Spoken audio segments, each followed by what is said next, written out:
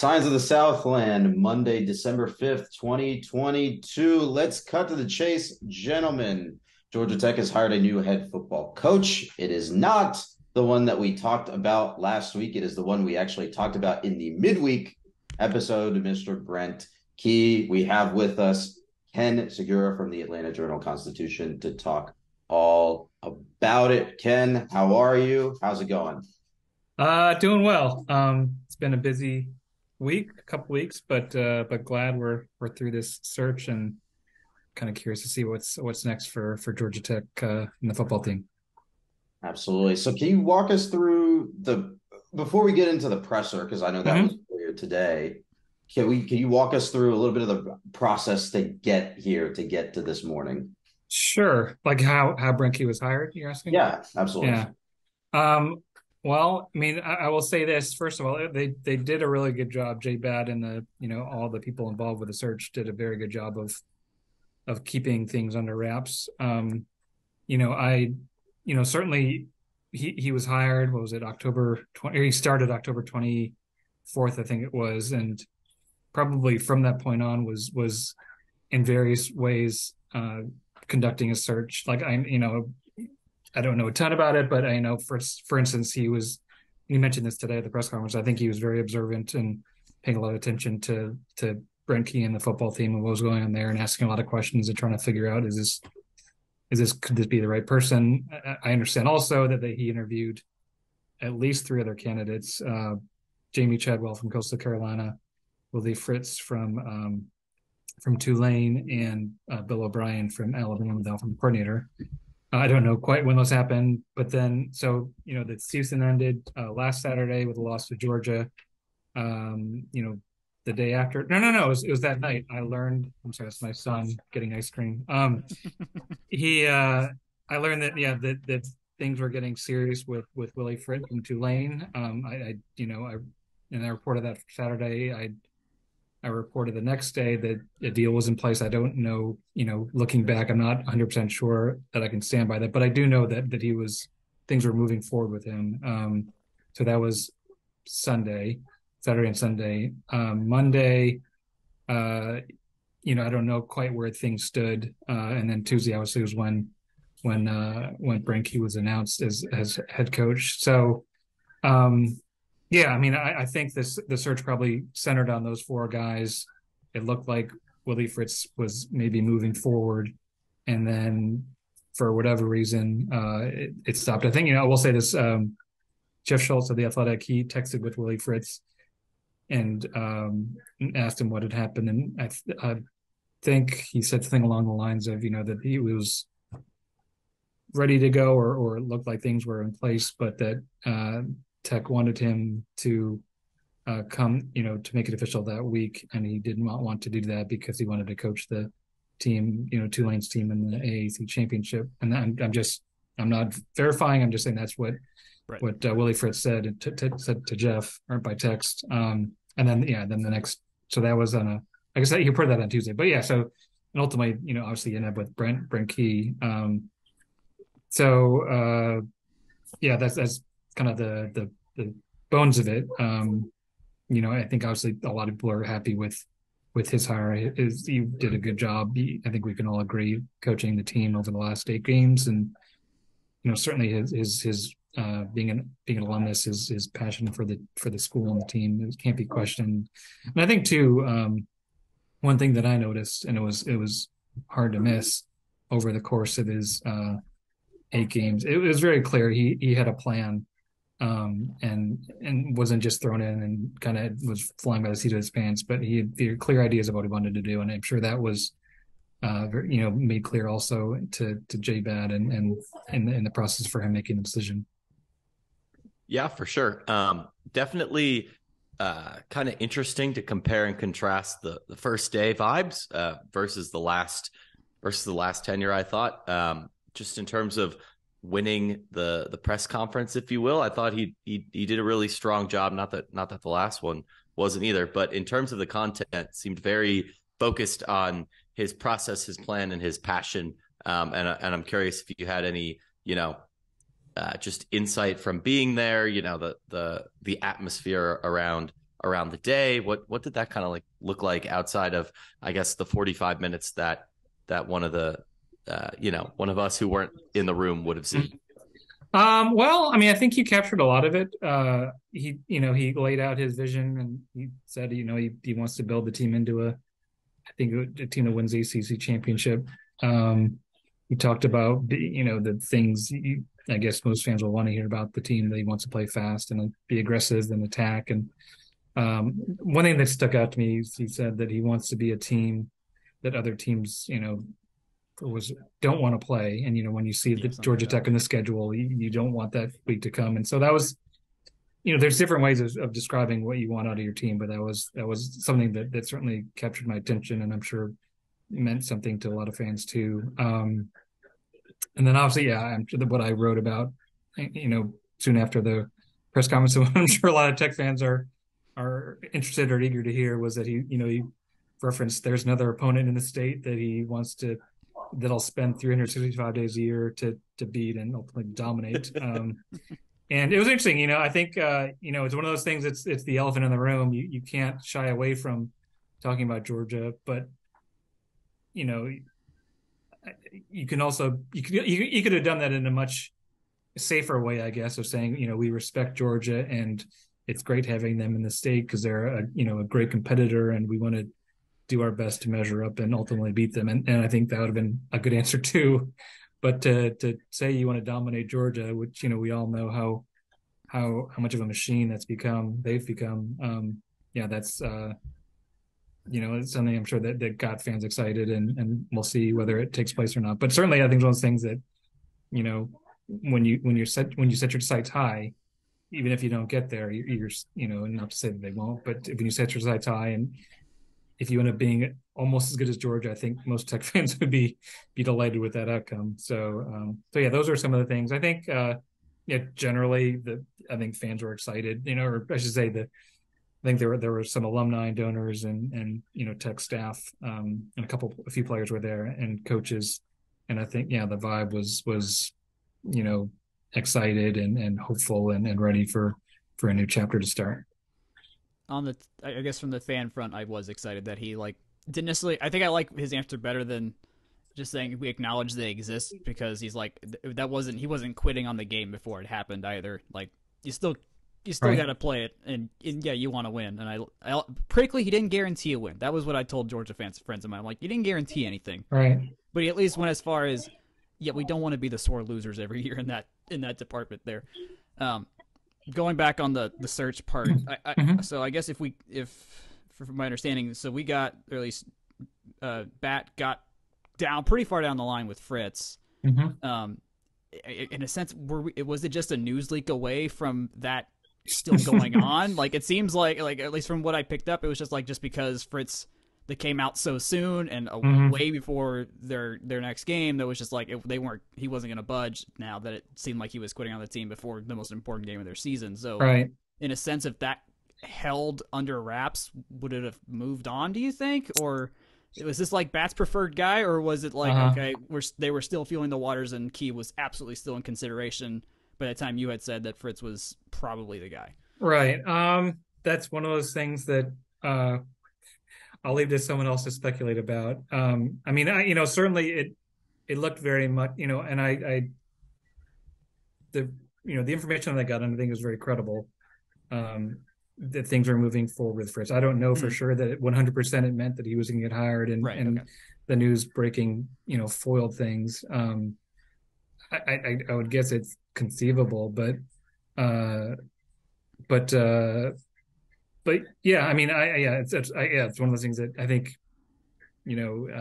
J Bat and Dr. Cabrera and Willie Fritz, probably the three that know the truth, and until one of them, says here's what happened, and or maybe, I mean, I guess to some degree Willie Fritz kind of did say what he felt happened, but until J Bat or Dr. Cabrera say and here's what happened and here's the proof, whatever, I guess it's hard to know. Yeah, fair.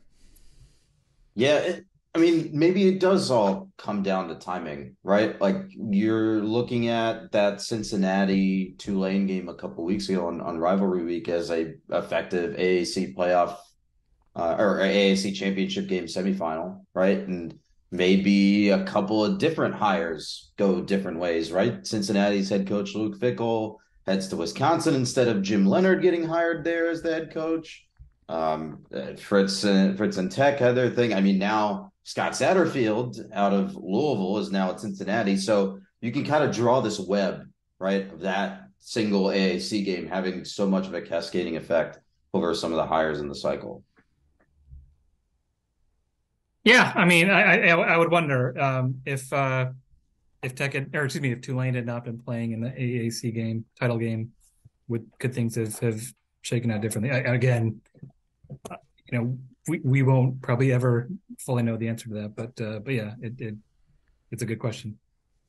Yeah, I don't want to belabor those points too much for podcast listeners, just because at least my opinion on the whole search is, I just wanted to get to the end, to have Jay Batt and Angel Cabrera get up on the podium and say, this is our guy, this is what he's going to do. I think they were very clear in what they saw and what they were doing. And yeah, not to, I don't know. It just feels like it's almost refreshing that it's over. And I don't know how the three of you feel about that, but at least for me, like, I'm excited to know what comes next, I think is my biggest takeaway, other than, just generally enjoying what Key had to say today enough to listen to it twice. So I'll jump in and just say, at least from the fan sense, this is the first time in a solid 2 years, at least for me, at least, that it's felt like there was a very, very, very clear sense of direction of where this program was going to go. I guess there was a reorientation once Collins was gone. It's like, okay, we at least have something to work with, but we weren't sure of the definite end game there because we knew there was still this whole process to come. So I don't know if you felt, at least if you've gleaned a similar, I guess, feeling out of the program, that it's like, okay, now there is a cardinal direction that's definite, right, that exists now relative to the last couple of years where there was, just to put it lightly, a lot of things going on on and off the field that were distracting. Yeah, I would say, I mean, certainly, yeah, when you have a new guy and he's saying, here's where we're going, that certainly makes it very clear to all involved that this is the direction of the team. And I'm sure, I think when Jeff Collins was hired, it was the same sort of thing where he explained, here's who we're going to be and here's how we're going to get there and so forth. And, yes, it's funny. I was thinking about this. I guess you guys can decide if it's funny or not. But, those opportunities where a coach is saying, here's where we're going and here's, where we're going to go next. And these are our strengths, these are our weaknesses. They typically only happen when a coach gets hired. I guess sometimes there's, there's the that's, the end of the season postmortem where, the coach has a press conference and talks about, all sorts of different things, who's injured and are you going to fire this coach or that coach and how's the recruiting class coming together. But it's not really, there's no like kind of state of the team, message typically, or at least not when communicated as thoroughly as what Brinke did today. And I would wonder sometimes that maybe that would be useful for a coach to do that. I mean, just to give a press conference for the sake of it, for the sake of saying, here's where we are and here's where we're going, and I feel good about this and this, and we've got these challenges and so forth. But yeah, to answer your question though, yeah, I mean, I think, like I was saying before, one thing that I certainly saw with Brent was that I think he had a very clear idea of, if I get the chance to be a head coach at Georgia Tech, here's how we're going to do it. And, he had, probably 3+ years of ideas of, I'd want to change this and that. And so, we're kind of now all seeing a bigger version, I guess, of that plan. Yeah. And that kind of leads into this next stage, right? We've hired a new head football coach. Tech it was starting to build a new staff. We saw offensive coordinator Chip Long, and I believe the defensive line coach Del Alexander both were let go last week. So Wide receivers. Wide receivers. Yeah. I I need to learn how to read better.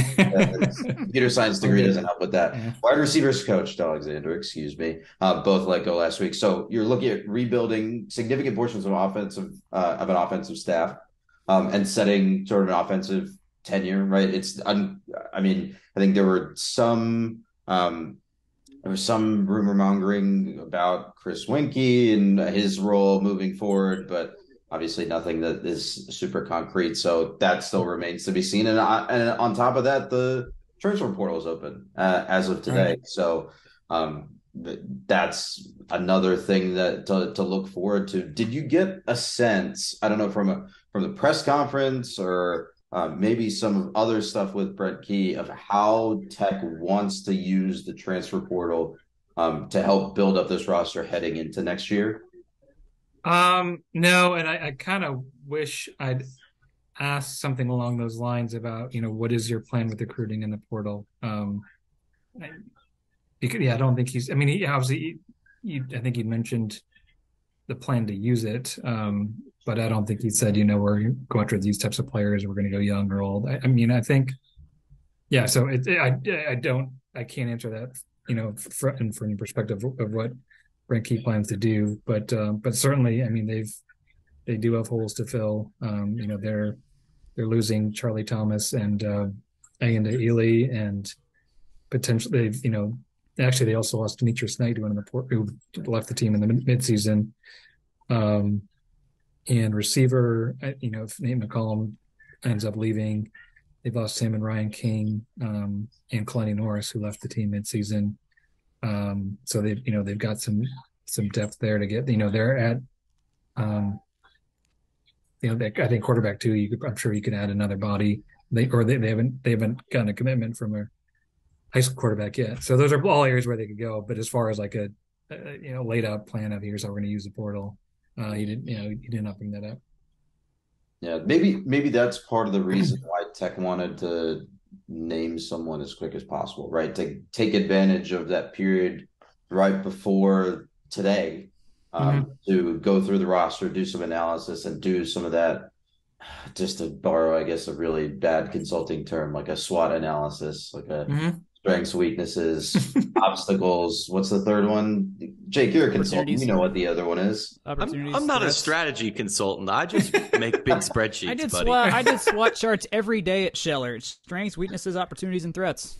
There we go. Yeah. There we go. But yeah, like that's why they wanted someone in place early. But I think the transfer portal and it opening on a specific date feels very much so like a soccer transfer window, right? And also being able to have these discussions about, okay, where does a team need to reload and find or add depth pieces? I don't know. Like, there's not really a question in this, but it's very interesting. Or free agency as well. Yeah, I mean, it's just very interesting to compare, like going from Atlanta United to having an entire winter to sort of plan out the roster before they get back to work in February and March, compared to Georgia Tech, who now has until basically early signing day to figure out high school recruiting, and then the rest of the spring to figure out the transfer portal. It's just like a very interesting, paired case study to do, and how both a pro team that has access to a wider international market and a college team that has access to a wider market, but it's mainly focused on sort of this immediate Atlanta metro area market in terms of player talent. It's interesting to compare those two strategies. I'm sure there's a very good paper in there if someone wants to write. Yeah, it is interesting. I mean, today was unusual in that, like you're saying before, there hadn't been a date when the portal opened, and so typically, last couple of years, I guess it's been over maybe from the middle of the season forward. There's kind of a steady flow of guys going, saying I'm transferring. And then certainly once the season ends, there's kind of a steady flow of guys every day announcing. But today was different in that, it was just, today was the day when it was going to happen. And I guess it's different. I don't know all the ins and outs about professional soccer, but obviously this is different in that you don't know who's going to show up in the portal. And so, I was on Twitter today, and I was kind of surprised. Maybe it shouldn't have been, but it just seemed like there were a lot of guys, maybe not a lot, but there's enough players, more than I would have expected, of not just kids that were transferring because I didn't get to play it at my school, so now I'm leaving. But it was kids that have played and started and done well, and maybe have another year left and have decided to leave. And it kind of, I guess, a little bit maybe like Nate McCollum, where you wouldn't have suspected that he would go without knowing too much, but one of those things is like, oh gosh. So there are a lot of those players that you know would if they stayed would continue to get playing time and would do well there, but have decided to throw their name in the hat and see what else is out there. Yeah, makes sense. One thing that I've found really interesting since the transfer portal has kind of liberalized with football is just seeing how it compares to some of these other sports, because it definitely does seem pronounced. And yeah, I think it's interesting to see how kind of it's affecting the landscape there. There's not really a question buried in this, but I don't know. It certainly is something I think that the sport is figuring out as it goes, especially as COVID eligibility is still in the system as well. Right. And it also looks like we always say, well, not we, but like the collective thought is that the most sport that's the most like European soccer in its setup is college football. And you're sort of starting to see that talent pipeline from the smaller schools up levels, right? I think one of the most notable examples of recent years is when Houston Baptist sent their entire offensive staff and skilled players to Western Kentucky, and then that got Bailey Zappi drafted, and Zach Kitley took that job at Western Kentucky as offensive coordinator, and then went to Texas Tech. So like you can see this talent pipeline growing with that one free year transfer and the transfer portal. Just like the overall centralization of high school talent that we see feels like it's starting to take effect, both in like seasoned, proven college talent as well. I was going to use Tamara Otsune from the volleyball team as the example, but that's a much better version and scaled compared to what I had in mind. But it's all the same principle, right? You're Yeah. seeing like you don't even have to take like again, to make a soccer reference, you're not making a coin flip on a kid from the academy. You are taking someone that's older, that's a proven commodity that you have comparable game tape on, and can actually sort of measure out how they compare to higher and higher level competition, right? So it's a more calculated risk in some ways, and it's a savvy strategy in a lot of ways. It just ends up being that Georgia Tech is not necessarily on the highest part of that pyramid, I'd say. We'll just have to see how Tech takes advantage of it, not only in football, right, but in basketball and baseball, right. And whatever other sports it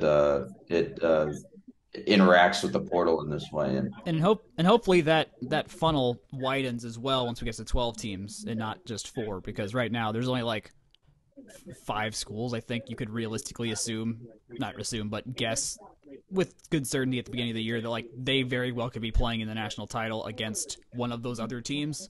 And so getting it to 12, I hope, will help to make it better. I don't know. It's at least, I mean, to use your soccer reference, you got to play for like only 3 different teams in the EPL to even have a shot. That's just it. Yeah, I have my doubts, personally. For us, I would doubt that. But, I mean, in general, like, who knows? But I have my doubts just because of the way that the sport is set up. But, I'm open to feedback on that one. I always get in a nice little nap when they talk about European soccer because I really have nothing to add here, but it sounds good. I'm sure you're right. It's also American soccer. Don't let your beloved Chicago Fire and Chicago Red Stars get out of this unscathed. Yeah, I will say this. I remember I talked about this a while ago with Josh Pastner about the portal and how it's used by different schools. And I think I remember him saying something along the lines that there's some schools that I think are just going to, I don't know if he said that he knew this would happen or maybe he saw it as being conceivable, that they just stopped recruiting high schools because like you're saying, actually, that with college kids, it's a much more of a known quantity and so it's safer to some degree than recruiting high school kids. And so there's a lot of, I can see how that strategically could work for you. And so, yeah, I think he was saying something like, you would only recruit high school kids, not even with the intent of signing them, but of just creating a relationship with them. So in the event that a year or 2 years down the road, when they decide, okay, I'm going to go in the portal, now you already have this relationship that you can leverage. So so there's different ways to play it, obviously, and I think it remains to be seen how Brent Key will try to optimize what Georgia Tech's potential is. But yeah, it is an interesting kind of time right now with college sports and football and basketball in particular. Before we wrap up, when the president of the institute says, "I won't acknowledge the premise of your question," how, as someone who's trying to go to press conferences, how do you respond to that? What do you do in that moment? I never want to get there, but that all. I think we all chuckled at that. Oh, thank you. Well, I hope you chuckled too when that happened as well, because that was pretty funny. Yeah. So I guess to provide a little bit of context, I asked Dr. Cabrera about something he'd said. It said now a couple of times about being willing or committing to doing anything he could to support the sports or the athletics program in football and to becoming, one of the best in the country. And I said, you said that, but there are also reports that that there were candidates who, balked at the contract offers that they were being extended. Right. And I said, how do you reconcile the two? And he said, I reject the premise of your question. I guess because he's not going to talk about the details of the search, which, is fine. I guess I've experienced that sort of pushback enough that when he said it, I'd like to think it wasn't personal. Right. And actually, it's funny. I saw him as I was walking to my car, and we waved, and we had to have a friendly exchange of hellos. So I don't think he was trying to diminish me or whatever. I think he was speaking in best interest of the institute at that right, point, perhaps so. So everyone's doing their jobs here, right? Yes. Right. Yes. But I was fine with it. I mean, he, whatever he was going to answer was worth reporting on. So whether he said, "Oh, funny you should ask. Here's my explanation," I would have loved that. But if he says, "I reject the premise of your question," it's also, an answer in and of itself. So I had no issues with it. Cool. I feel like there was a lot of subtext in the press conference, whether it's talking about not embarrassing Georgia Tech or just a couple other things that popped out of there's just a lot of play. I think maybe the first time around with hiring a football coach, I didn't really appreciate all the moving parts that were at hand that I kind of see in the second time around here with Coach Key. I mean, and certainly as Brent Key, spoke with us over the course of the season, there were certainly things you could pick up on and that you could reasonably guess was commentary on Jeff Collins' tenure, and perhaps I was as well. But I think sometimes the things that are said that maybe are the most meaningful aren't always said, with the exclamation points in all caps. I think you're right. Yeah. Or Twitter hashtags. Okay. Yes. All right. Well, I think that's about it from us. Thank you, Ken, for joining us tonight. Is there anything you want to plug before we get out of here? Not necessarily. I mean, we're always eager to have more subscribers to the AJC. You can go on ajc.com, and I should know exactly how to get to that part of the website. But I'm sure it's very clear for you to find. And I'm on Twitter at KSUGIURA AJC, and I'm always happy to interact with followers and talk Georgia Tech. So, but thank you guys for having me on. It's always fun to talk Georgia Tech with you guys. Absolutely. Thank you so much for being on tonight, Ken. Yeah, you bet. And with that, it is time to talk Section 103. As always, we love Section 103, and we are so excited to tell you all about it. I think it's only fitting today to talk not only about some of the new stuff, but some of the slightly less new stuff, that being the Coach Key hoodie. Those are perfectly in line with our previous conversation with Ken, and they are back. They can be pre-ordered now per the site. They have it in short sleeve or long sleeve, or you could turn your long sleeve into a short sleeve DIY. Not sure why you do that, but you definitely can. It is an option that exists. Stephen and the gang are phenomenal. Free shipping on orders over $70 every day. We love working with them and all of their tremendous content. Check them out, section103.com, at section 103. As always, best place for Georgia Tech gear and the preferred partner of Scions of the Southland. Welcome back to Scions of the Southland.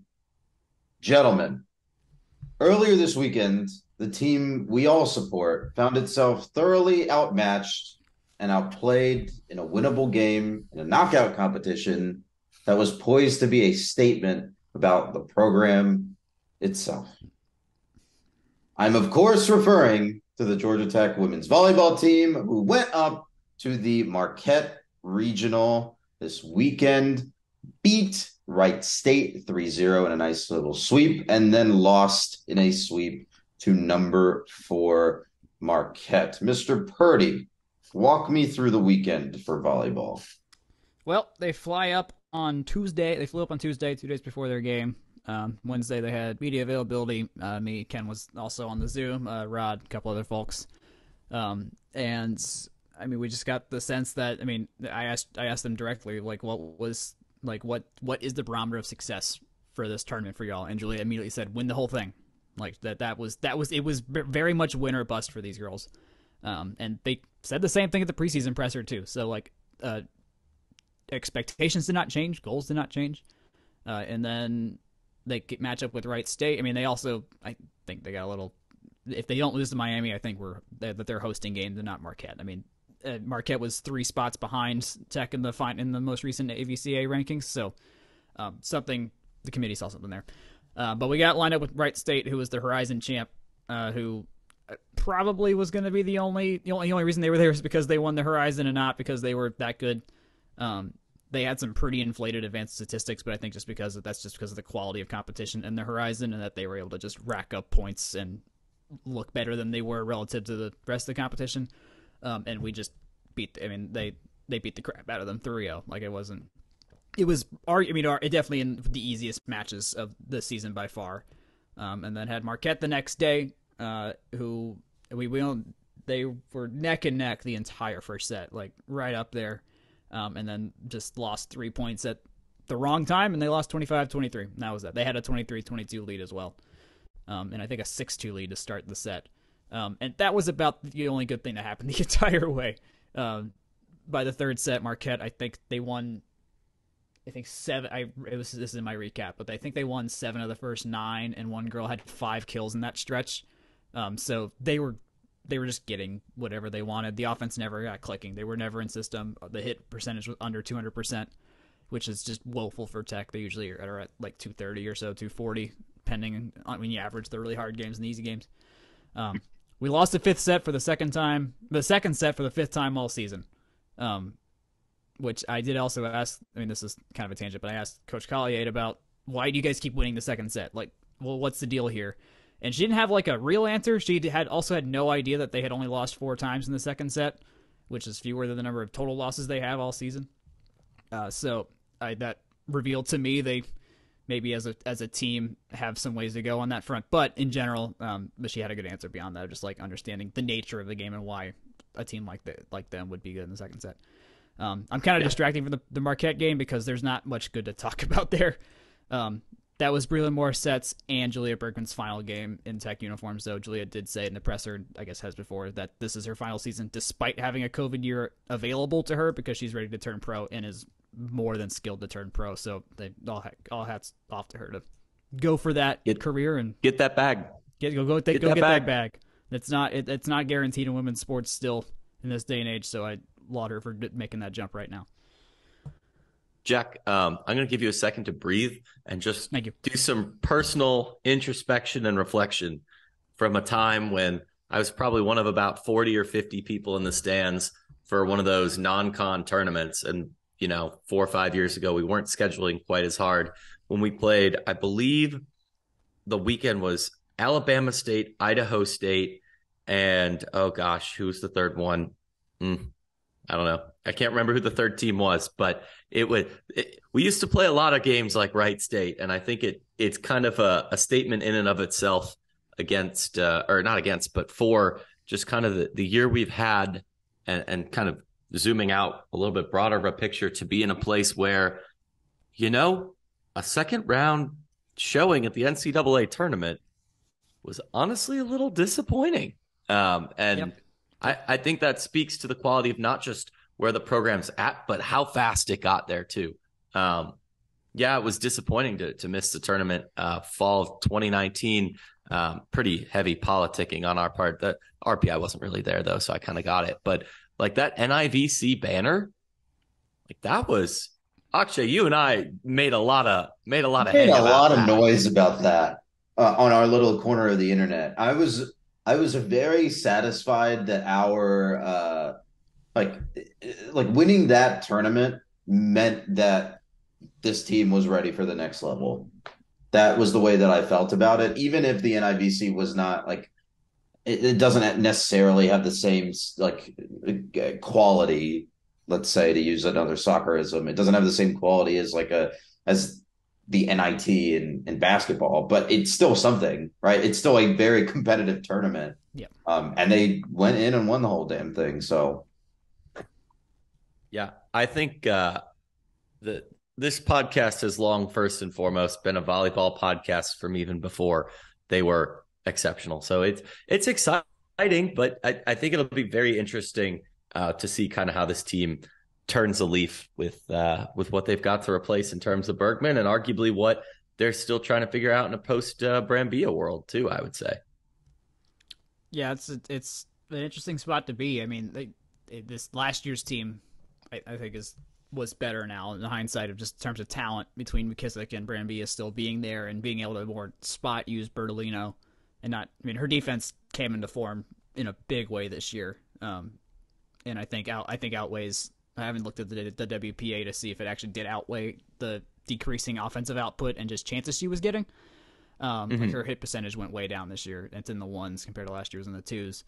But yeah, I think the team was so Bergman focused too. Like it was just. I mean, she is undoubtedly. I mean, as far as I know, the most popular person on Georgia Tech's campus right now. Like I guess in terms of the sport world. At this point, she is. I mean, technically, Matt Whiters might be just because of MLB and he's taking classes now. But in terms of active playing, their main thing right now, people at Georgia Tech, I mean, it's probably her.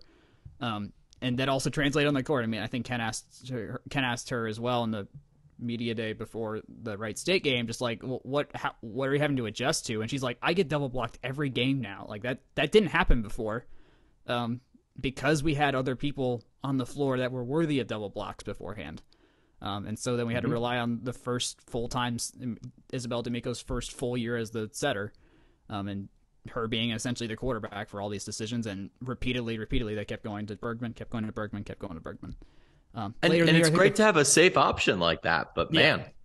And they kind of figured out, and I forgot it was me or someone else that asked this because they had D'Amico, Bergman, and Morissette at this table at the same time before the Wright State game, but they did mention that we need to take some of the load off of Bergman going forward because we can, and they know we're going to use her anyways. So let's try to shake things up.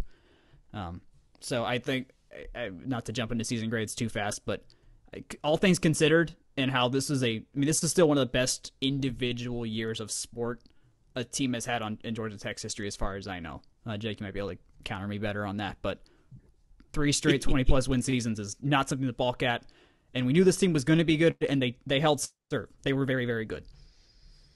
Yeah. I mean, I could probably just start naming dude remembering, but for seasons off the top of my head. But knowing that doesn't make. Anyways, you're throwing me off. the point you're trying to make is very prescient, especially when you add the very important qualifier of 3-year span. This phenomenal 3-year span, and it's something that I think I meditate on a lot with college athletics. Is like they're only here 3, 4, 5 at the very most years, and like that's the point. It just keeps turning over, and it's always going to keep happening. So definitely was fun while it lasted, and it's on to the next, because I'm not going to say that this is going to happen, because it's probably not, but there could be some regression coming up. It happened after the Van Guts left, and is just part of the sport. One thing I did note, I cannot remember for the life of me if it was Kurt Hoyt or someone else, but I'm pretty sure it was Kurt on the broadcast, just noted that the turnover rate, where we see a high spike in like cyclical graduates, is very consistent for Georgia Tech. If you recall my previous allusion to the Van Gunts, that being 2016 fall, a huge class leaving last year with Brambilla and Dowd and Tippett. Georgia Tech is a very cyclical volleyball program, and the fact that they honestly bridged it into 21 that they didn't do in 2017. 2017, for those that do not recall, was a rough year. We did beat number 24 Michigan State, which was very exciting, but I believe wait, I have my website. Hold on, I will check our exact win percentage. But it was certainly not the I guess results that we've been used to. So I mean, it's not like they won 20 games the next year, right? It's not like they won 20 games and got snubbed from the tournament in 17. No. Yeah. So again, that's a certain bounce back. I'm pulling up the win percentage. I'm verbally stalling. Yeah, they went from about 750 win percentage in 2016 down to 0.4. Oh wait, this is in conference play, but the point stands. They were around 0.4, 0.3 in 17, 18, and then NIVC first year in 2018, won it all in 2019, and then 2020 through the present day. I mean, it's an active streak, right? This is a team that's kind of been rebuilding and has had really 4 great years now, if you count that NIVC. I'm rambling at this point, so somebody please save me. Well, Jack touched on this, but I do want to wrap up with some grades, as we are wont to do at Georgia Tech. Mr. Grant, Jack offered his, but he didn't give a letter grade. We'll circle back to him later. What letter grade would you give Tech volleyball this season? It's got to be in the B range. Last year does give me some warped view. It's something to host. It's something to make it to the Elite Eight. It's something this program's, quite frankly, only done twice. I think it would be stupid to be overly harsh for this team. They are clearly far and away, if not the most, then one of the most. Women's tennis might come knocking at our door if I say that they're the most consistent, but they're certainly up there. And just the fact that they were able to pull this out after losing a number of really, really excellent players. Obviously, it helps to have an all-world talent who will be on a banner very soon. Like it's not question. Bergman's probably gonna have the biggest banner in the building as soon as they find some space for it.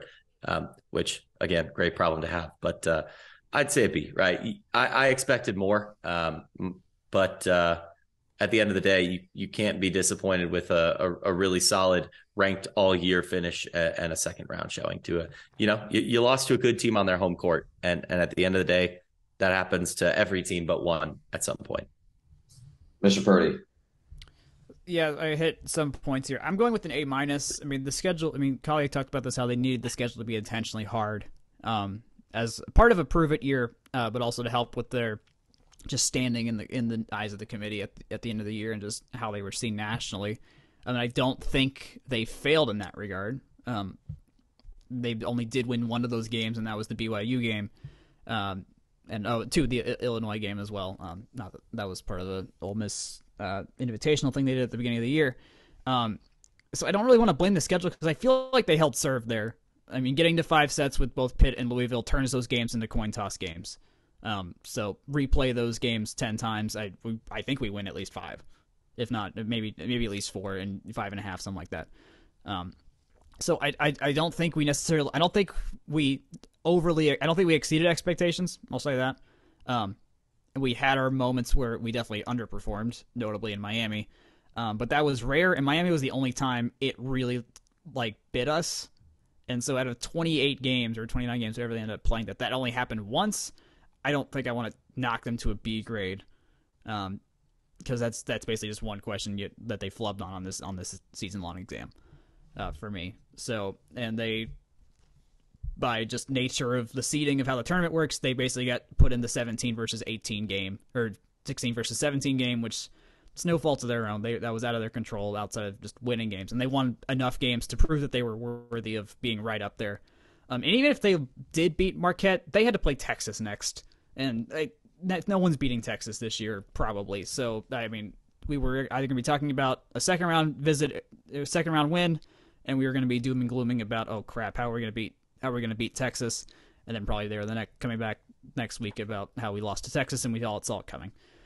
So I don't think they got any favors there. That's all hypothetical. You never know. They have to play the game still. So I think there is still room to grow. I think D'Amico's going to be fantastic next year. She was already a very good setter this year. She broke the 1,000 set mark or assist mark this year. We still have Bertolino to knock things out.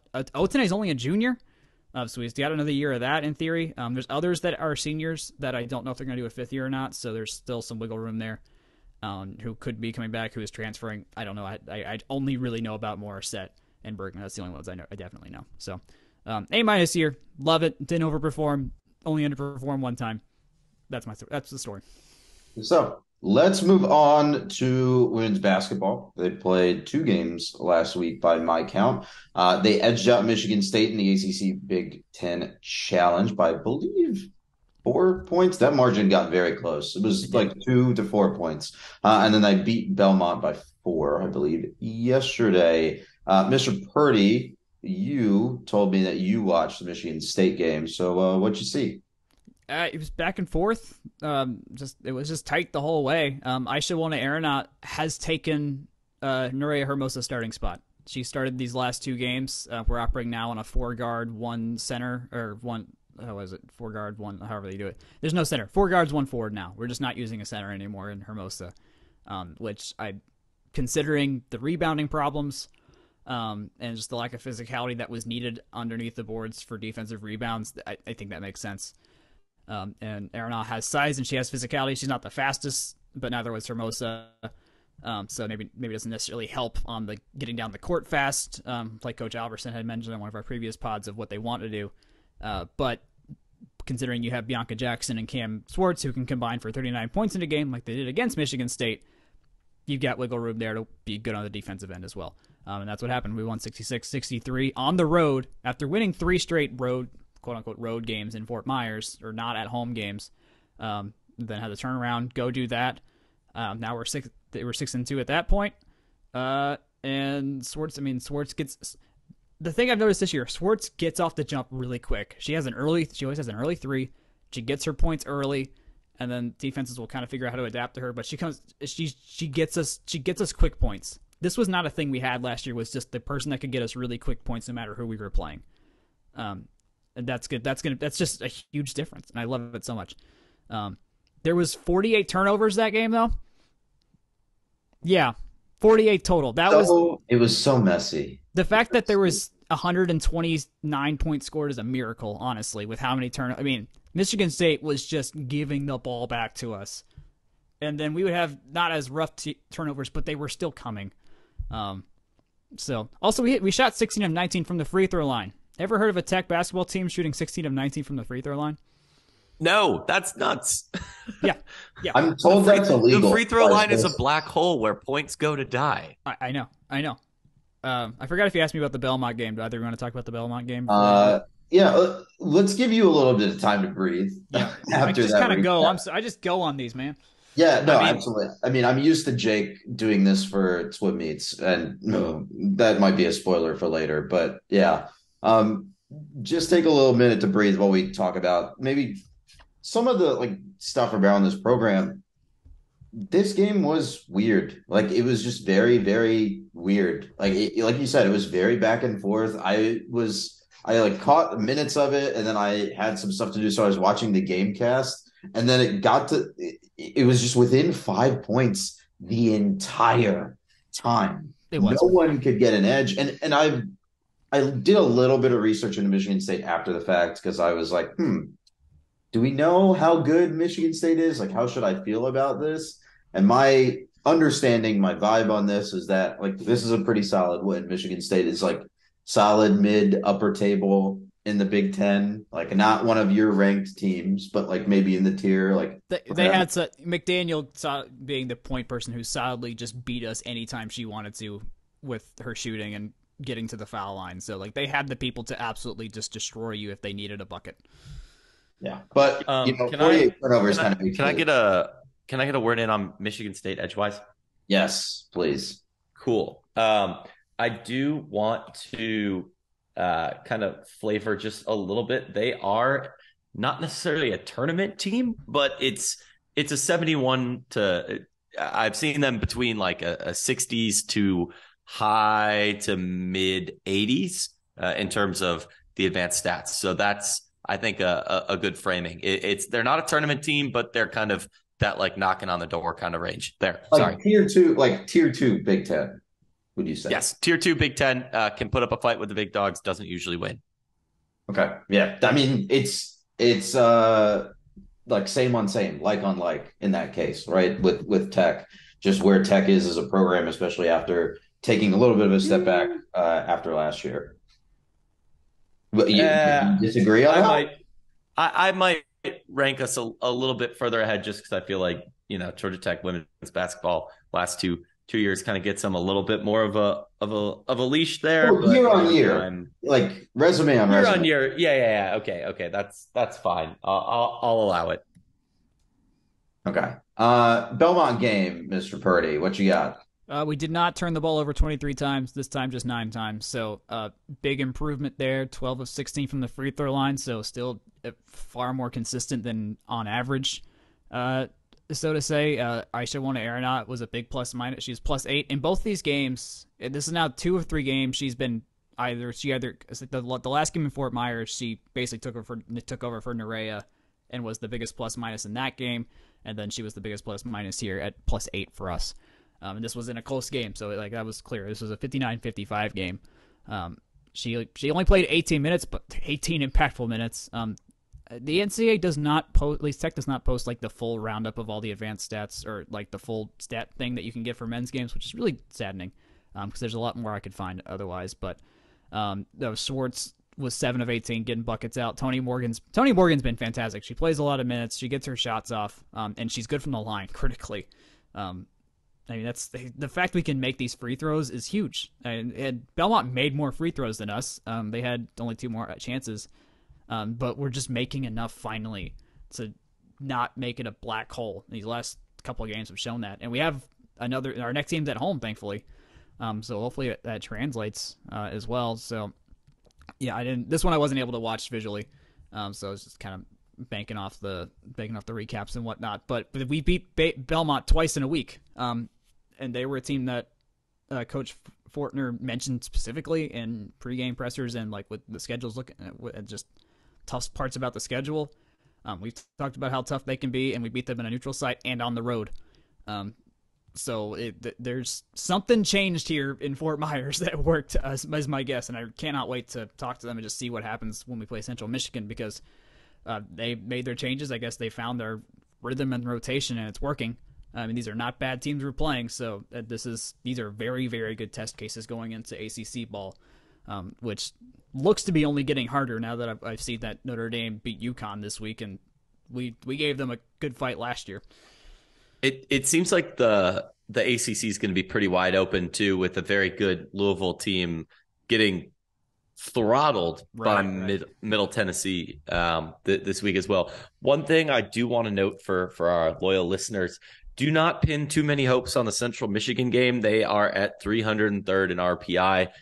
That should be your expectations there should be similar to your expectations from the Northeastern basketball game last Friday. Is that fair, gents? We'll get there. I'm just trying to tie it in to paint the full picture. But I think it's a good segue. I'm done with women's. I got no more. Well, there was a joke I wanted to make about aggregate scoring and playing Belmont twice in a week. Anyway, the moment has passed. Mr. Grant, tell me about men's basketball. Let's flip over to that side of the coin before we go over the schedules. Let's start with the Northeastern game, like you mentioned. Yeah, so Northeastern, that was Friday, headed into the city for that myself. So I was there. Hold on, no. Hold on. Time out. Headed into the city as if you live in like Alpharetta? Come on. I feel like I live on Mars. This is a lot for me. So I'm Don't dox yourself, but continue. Anyways, I've only done that like 8 times on this podcast. Thank goodness I've moved since then. Anyways, so we did play Northeastern. They were also the Huskies, and their uniforms did look very similar to Northern Illinois. So if you thought you'd seen this game before, you were probably getting an inkling of correctness. The final score was 81-63. The win moved to Georgia Tech to 5-3 on the season. Interestingly, those 81 points, that would be Georgia Tech's highest output since the 93-63 Clayton State exhibition. Georgia Tech men's basketball, traditionally not a very high volume of scoring to be had. 81-63 is your margin again there. In terms of some just individual performers before we start to talk about higher level things, I do want to note Jalen Moore, 16 points.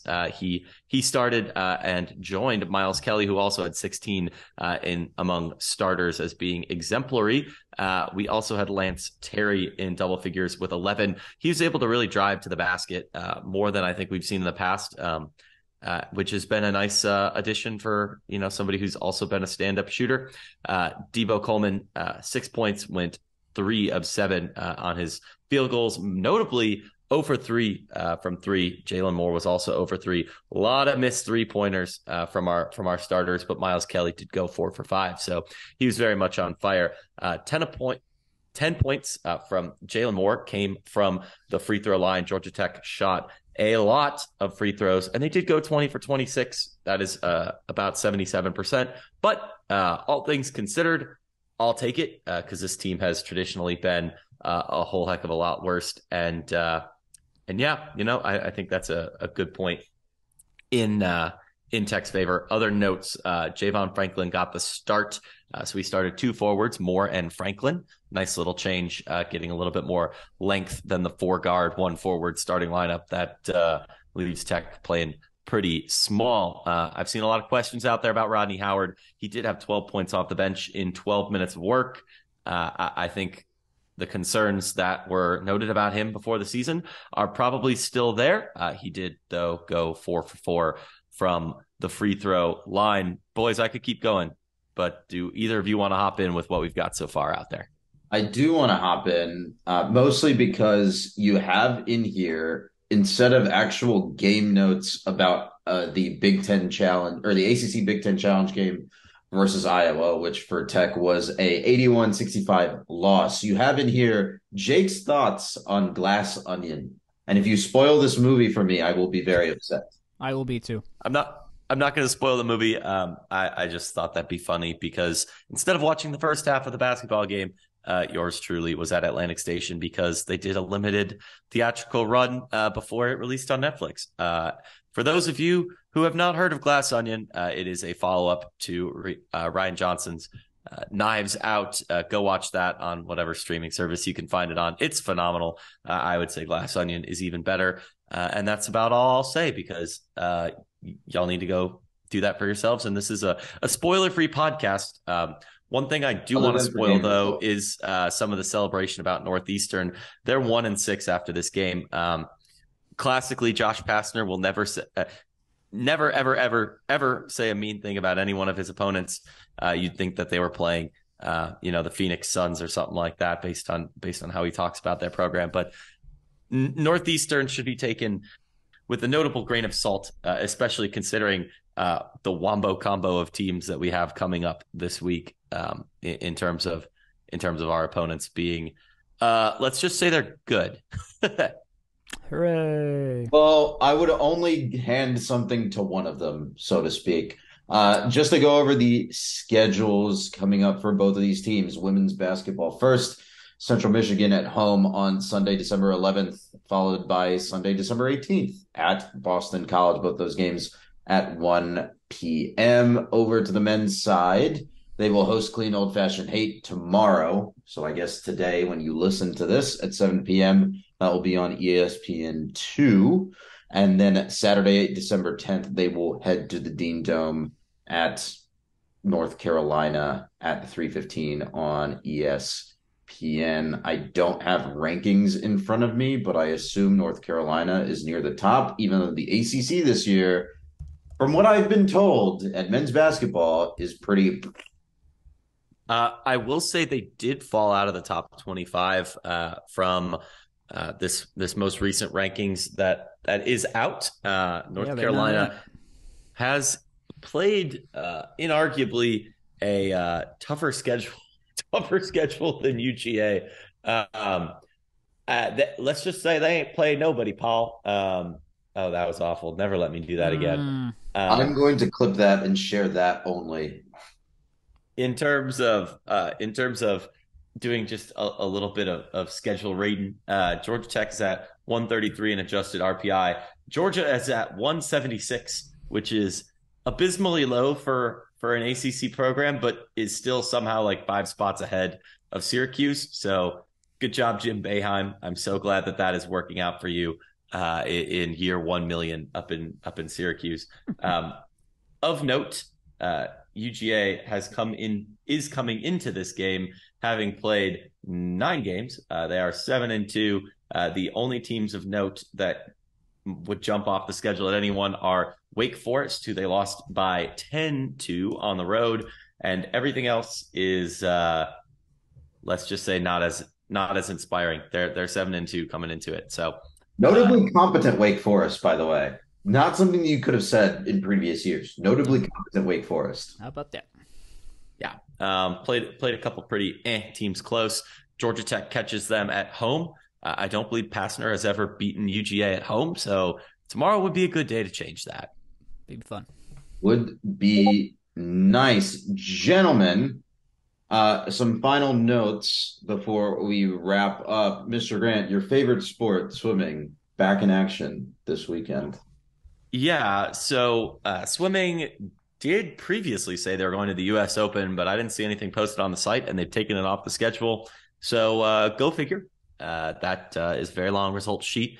And if they didn't find anything of interest, I have not either. So go figure on that. And then in terms of track, the men did sweep the 1,600 meters. That was interesting. They were in Clemson at their indoor facility, by the way.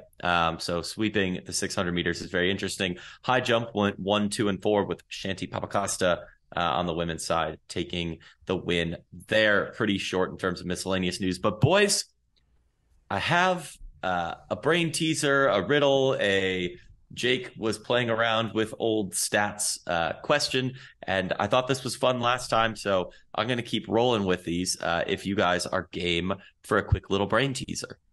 I did ask for this, so let me experience my punishment.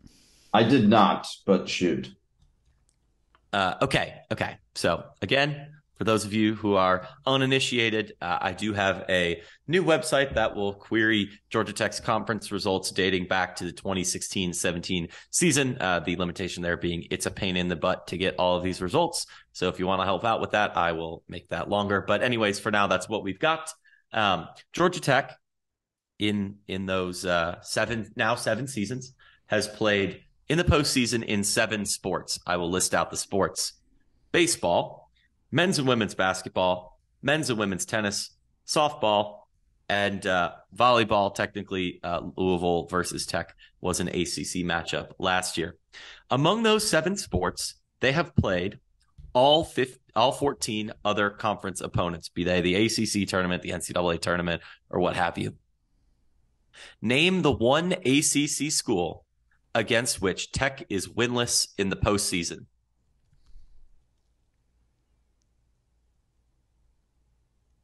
ACC school that Tech is winless in the postseason against. Since 2016-17. Louisville. This is great radio, everyone. Just tell me if he's right.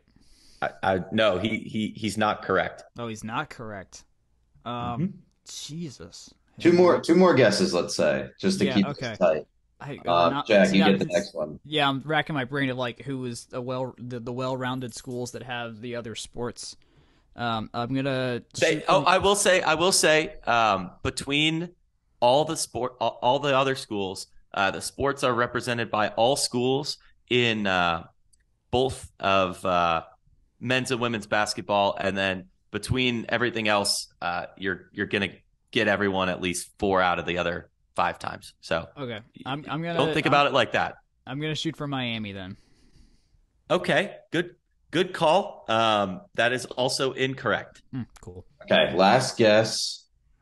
Florida State.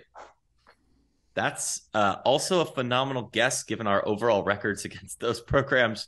The answer, boys, it's been in front of you the whole time. As soon as I say it, you'll go, of course. And the answer is North Carolina. God. Interesting. This is why putting it in the doc was a bait. It was an absolute bait because it led me away from guessing North Carolina. That's exactly why I put that. This is the second straight week. The answer's been in the doc, and I just don't even look at the answer. That's why it's great radio, gentlemen. That's why it's great radio. I do want to appease everyone out there just to give a little bit of flavor. Georgia Tech does have 1 win each against Pitt and Notre Dame. I believe that's 1 each because it works out to a .25. It might be 2 for 8. Those are going to be your next lowest. Georgia Tech in the last 7 seasons is undefeated against one other team. That would be Virginia Tech. They have never lost in the postseason to Virginia Tech, and also have well above 500 records against Boston College and Duke, and also Syracuse, interestingly. So, yeah, UNC is that glaring outlier without a win. Thank you for indulging me, boys. Gentlemen, I think that about wraps it up for us tonight. It's getting late. Anything else before we call it quits? I would like to, not breaking news, but in a sport that I hope we win one day, the UCLA Bruins won the women's soccer national championship while we've been recording. That's a come from behind win, too, because North Carolina scored 2 goals in that game. I think they scored pretty early in the first half. And UCLA scored with 16 seconds left in the second half to send it to extra time, and then have won in extra time, it seems. So can't wait for the Mia Hamm-led Georgia Tech Yellow Jackets to do this themselves. Fair enough. No, not reporting. No reports here. No actual reporting, just speculation. Gentlemen, Mr. Grant, take us home. Yep. As always, thank you for tuning in here at Scions of the Southland. You can find Ken on Twitter. You can find him at the AJC and everywhere else in between. Go check out his stuff. He's a great partner and friend to us over here, and we really appreciate him coming on. In terms of finding us, you can find us at fromtherumbleseat.com. You can email us at fromtherumbleseat@gmail.com.